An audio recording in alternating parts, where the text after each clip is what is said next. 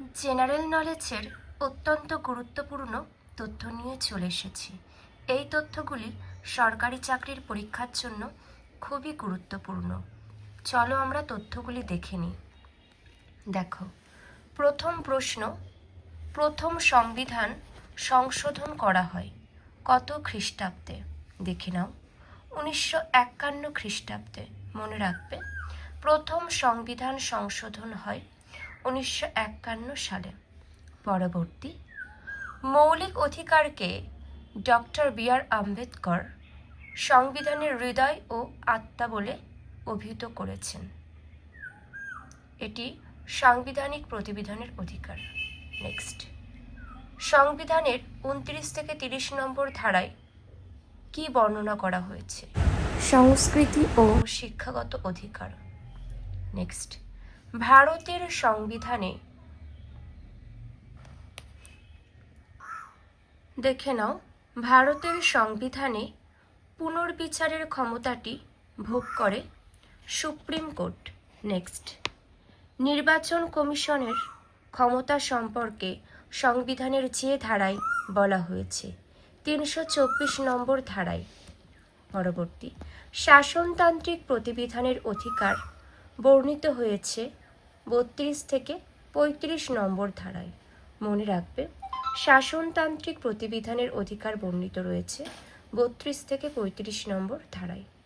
Next, সংবিধানের supreme court যে কোনো বিষয়ে পুনর্বিবেচনার অধিকার পেয়েছে 137 নম্বর ধারা অনুযায়ী। মনে রাখবে, সংবিধানের সুপ্রিম কোর্ট যে কোনো বিষয়ে পুনর্বিবেচনার অধিকার পেয়েছে 137 নম্বর ধারা অনুযায়ী। নেক্সট, সংবিধানের 8ম তফসিলে অন্তর্ভুক্ত করা হয়েছে 22টি আঞ্চলিক ভাষার তালিকাকে। পরবর্তী, ভারতের সংবিধানের সুপ্রিম কোর্ট সম্পর্কে বিস্তারিত আলোচনা করা হয়েছে 124 নম্বর ধারায়। পরবর্তী, সংবিধানে রাষ্ট্রপতির নির্বাচন সংক্রান্ত বিষয়টি আলোচিত হয়েছে 54 ও 55 নম্বর ধারায়। নেক্সট, সংবিধানের হাইকোর্টের রিট প্রদান রয়েছে 226 নম্বর ধারায়। নেক্সট, ভারতের সংবিধানের প্রস্তাবনায় সমাজতান্ত্রিক ও ধর্মনিরপেক্ষ শব্দটি যুক্ত হয়েছে 42তম সংশোধনীতে। পরবর্তী, ভারতের সংবিধানে স্বীকৃতি দেওয়া হয়েছে 18টি ভাষাকে। নেক্সট, বর্তমানে সংবিধানে 444টি ধারা 12টি তফসিল রয়েছে। মনে রাখবে, বর্তমানে সংবিধানে 444টি ধারা আর তফসিলদের জন্য 12টি রয়েছে। পরবর্তী, ভারতীয় সংবিধানে মৌলিক অধিকারের কথা বলা হয়েছে 6টি। নেক্সট, নগরপালিকা আইন সংবিধানের অন্তর্গত দ্বাদশ তফসিলের। পরবর্তী তথ্য, ভারতের নির্বাচন ব্যবস্থা অনেক অংশে যে দেশের অনুকরণ? ব্রিটেনের। নেক্সট, মৌলিক কর্তব্যের সংযোজন যে দেশের অনুকরণে করা হয়? রাশিয়া।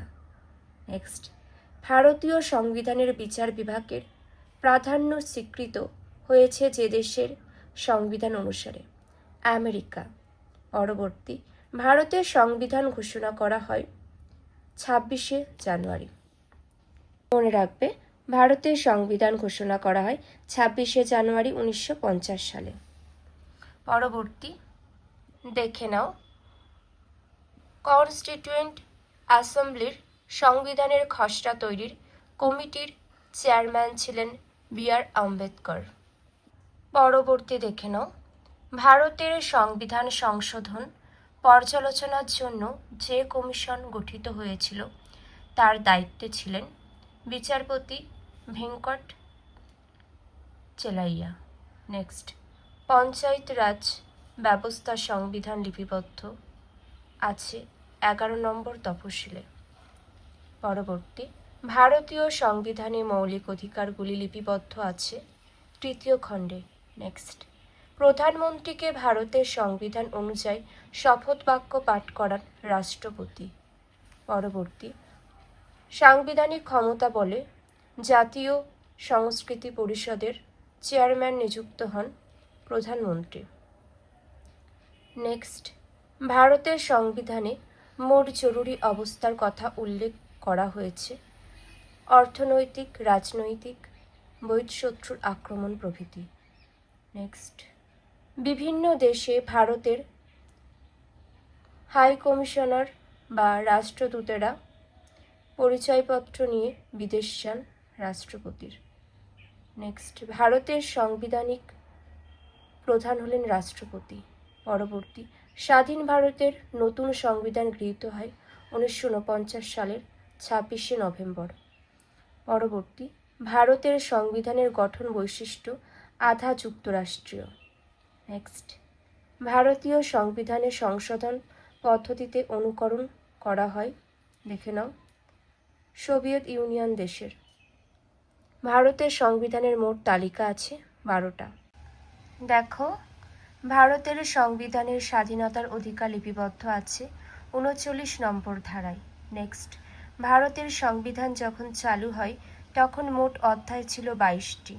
পরবর্তী, ভারতীয় সংবিধানে যে 3 রকমের জরুরি অবস্থা জারি করার কথা বলা হয়েছে তা গৃহীত হয়েছে জার্মানির সংবিধান অনুকরণে। নেক্সট, ভারতীয় সংবিধানে মৌলিক অধিকারের ধারণা গৃহীত হয়েছে মার্কিন যুক্তরাষ্ট্রের সংবিধান অনুকরণে। যে তথ্যগুলি আলোচনা করলাম খুবই গুরুত্বপূর্ণ, পারলে তোমরা নিজেদের খাতায় লিখে রেখো, এখান থেকে অনেক প্রশ্ন আসতে পারে। এখানেই শেষ করছি।